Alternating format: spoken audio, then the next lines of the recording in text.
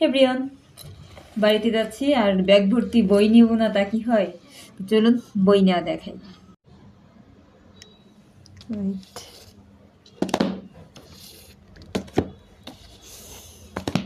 দু একটা বই তো বাড়িতে রেখে আসতে হবে যাতে আমার বইয়ের জায়গাগুলো আর কি একটু ফাঁকা হয়। আচ্ছা, তো চলুন দেখাই কি কি বই আমি বাড়িতে নিয়ে যাব। বাড়িতে কতদিন স্টে করবো জানি না, সম্ভবত ভোটের পরে ফিরবো।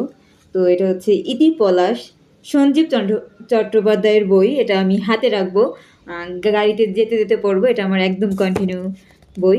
এরপর হচ্ছে সাপ মোচন, কালকেই আমি এটা আনবক্সিং করেছি। আমার প্রিয় লেখক আমাকে উপহার দিয়েছেন, কাজী এনহাসুল হক জিয়াদ। এটা একেবারে আমি বই মানে ব্যাগে ঢুকাবো। দেন হচ্ছে দিকপাল, হুইসেল হোসেনের খুবই চমৎকার একটা বই, আদিবাই রিভিউ করেছে, এটা নিব। এবার হচ্ছে মৃত্যু, লেখক সুমন বইয়ার, যেটা আমার পড়া অলরেডি হয়ে গেছে, বাড়িতে রেখে আসবো আর রিভিউ দিব আপনাদের সঙ্গে। দেন হচ্ছে পথের পাঁচালী, যেটা বাড়িতে রেখে আসার জন্য আমি নিয়ে যাচ্ছি, পড়ার জন্য না। দেন হচ্ছে আরণ্যক, এটাও আমার পড়া হয়ে গেছে, বাড়িতে রেখে আসবো এবং আপনাদের সঙ্গে রিভিউ শেয়ার করব। আচ্ছা,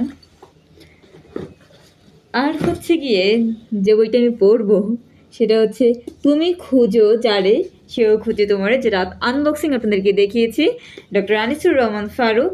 এটা হচ্ছে কনক পাবলিকেশন থেকে প্রকাশিত একটা বই।